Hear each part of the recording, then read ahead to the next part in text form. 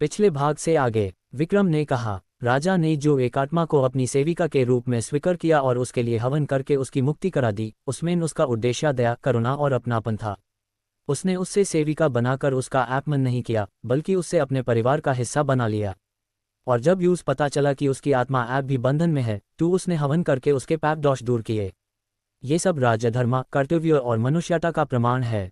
इसलिए विक्रम के अनुसार राजा ने एक सही और धार्मिक कार्य किया, क्योंकि उसने एक आत्मा को शांति और मोक्ष दिलाने का प्रयास किया, जो एक सच्चा राजा का कर्तव्य है।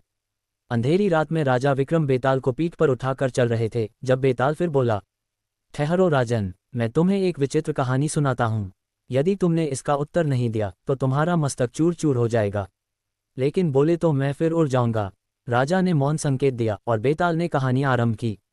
एक बार राजा विक्रमादित्य ने अपने राज्य में यह ऐलान किया कि जो भी कलाकार किसी देव प्रतिमा को पूर्णता के साथ बनाएगा, उसे स्वर्ण मुद्राओं से सम्मानित किया जाएगा। कई मूर्तिकार आए, अपनी अपनी कला दिखाए, पर विक्रमादित्य का मन किसी में नहीं भाया। एक दिन एक वृद्ध शिल्पकार राजमहल में आया। उसकी आंखों में अनुभव की चमक थी, हाथों में वर्षों की साधना का बल।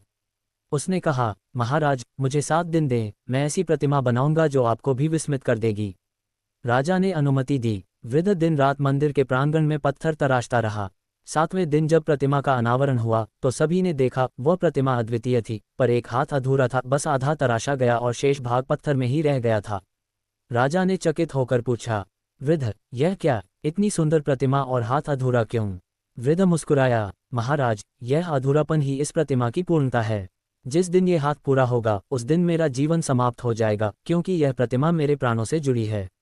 यह मेरी साधना का प्राणधार है। राजा सोच में पड़ गए। तभी अगले दिन सुबह लोगों ने देखा वृद्ध शिल्पकार मृत पड़ा है और प्रतिमा का हाथ पूर्ण हो चुका है, मानो किसी ने रातों रात गढ़ दिया हो। योजक चिन्ह, योजक चिन्ह, योजक चिन्ह। बेताल ने विक्रम से पूछा, राजन, बताओ, इस प्रतिमा का हाथ किसने पूरा किया? क्या ये देव शक्ति का काम था या किसी मानव ने इसे किया? और अगर मानव ने किया तो क्यों? उत्तर के लिए देखिए अगला